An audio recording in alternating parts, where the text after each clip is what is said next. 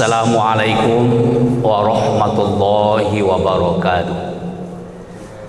Alhamdulillahillazi arsala rasulahu bil huda wa dinil haq liyuzhirahu 'ala dini kullih wa kafa billahi shahida. Asyhadu an la ilaha illallah wa asyhadu anna Muhammadan abduhu wa rasuluh sallallahu alaihi wasallam la nabiyya ba'd. Faqala Allah ta'ala fil Qur'anil Karim, a'udzu billahi minasy syaithanir rajim. Was-sabiqunal awwalun minal muhajirin wal ansar wallazina ittaba'uuhum bi ihsan radhiyallahu anhum wa radu anhu wa a'adda lahum jannatin tajri tahtahal anharu khalidina fiha abada zalikal fawzul azim. Shadaqallahul azim. Bapak pengurus Masjid Agung Nur Iman yang kita hormati, Bapak Ibu, para pengurus masjid yang hadir pelatihan pada hari ini, dan Bapak Ibu kaum muslimin dan muslimat jamaah zuhur yang dirahmati Allah. Mari kita selalu bersyukur kepada Allah. Alhamdulillah, Allah masih memberi kita kehidupan, kesehatan dan kesempatan serta nikmat iman dan nikmat persaudaraan.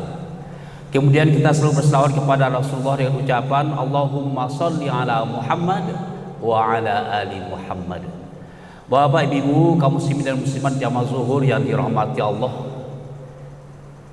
sebagai dasar kajian zuhur kita pada hari ini telah dibacakan firman Allah dalam surah At-Taubah ayat yang ke-100.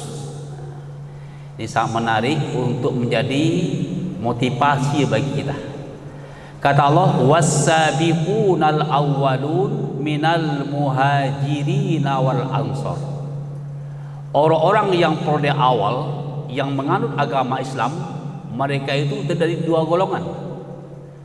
Pertama adalah minal muhajirin, orang-orang muhajirin, para sahabat Rasul yang ikut hijrah bersama Rasulullah ke Madinah, disebut dengan kaum muhajirin.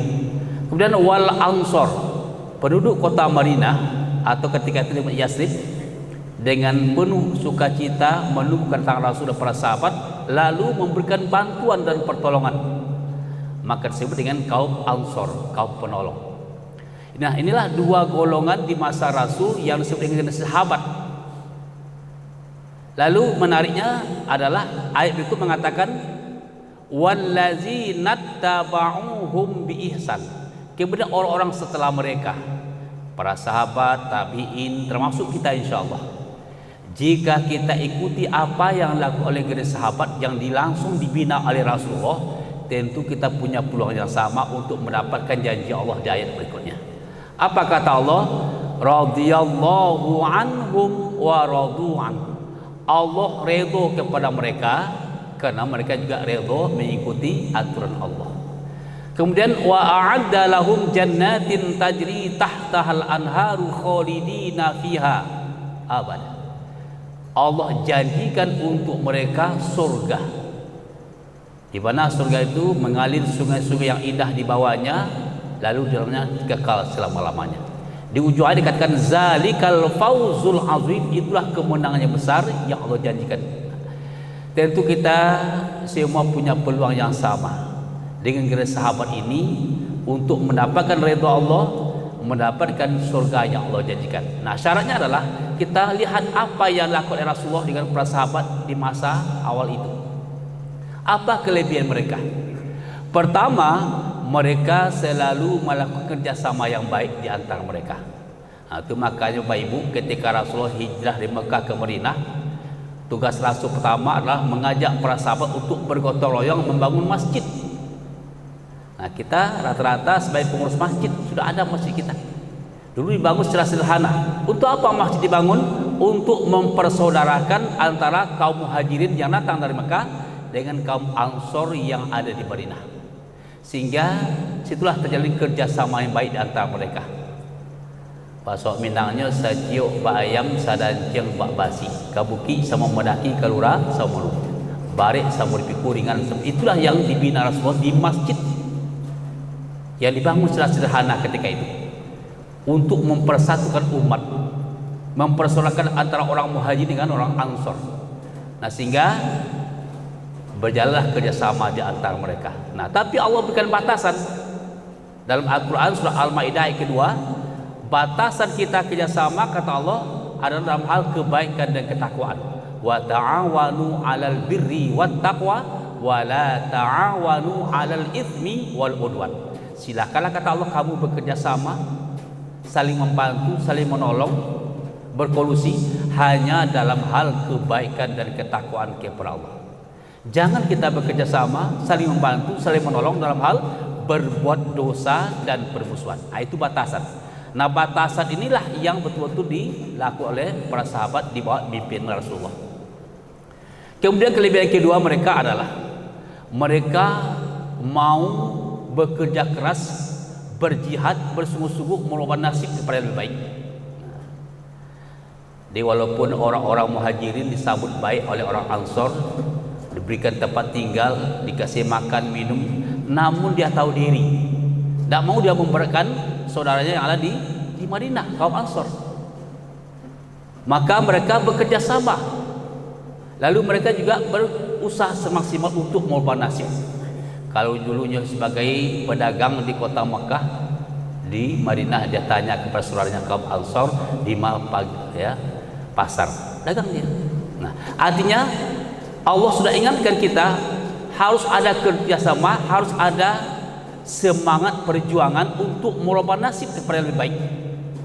Dan surah Ar-Ra'd 11 Allah katakan, innallaha la yughayyiru ma biqaumin hatta yughayyiru ma bi anfusihim. Sesungguhnya Allah tidak akan pernah merubah nasib kita, baik secara pribadi, keluarga, masyarakat, bangsa, negara, kecuali bila kita yang bersungguh-sungguh merubah nasib kita kepada yang baik. Man jadda wajada wa man kasala khasar. Siapa yang bersungguh-sungguh pasti sukses, siapa yang malas pasti rugi. Nah, inilah ya moto kita. Maka kita sebagai pengurus masjid, kita sampaikan kepada jamaah untuk mau berusaha semaksimal mungkin merubah nasib yang lebih baik, baik nasib kita di dunia, lebih-lebih nanti untuk nasib kita bahagia selamat di akhirat. Yang ketiga, pembinaan Rasul kepada para sahabat generasi awal ini adalah mereka siap mengorbankan apapun yang dia miliki demi berjuang Islam, demi mendapat ridha Allah. Ada pengorbanan waktu, pengorbanan tenaga, pikiran, harta, bahkan jiwa. Nah, kita juga sebagai pengurus siap untuk itu. Ya, apapun kita miliki kita siap mengorbankan demi mendapat ridha Allah.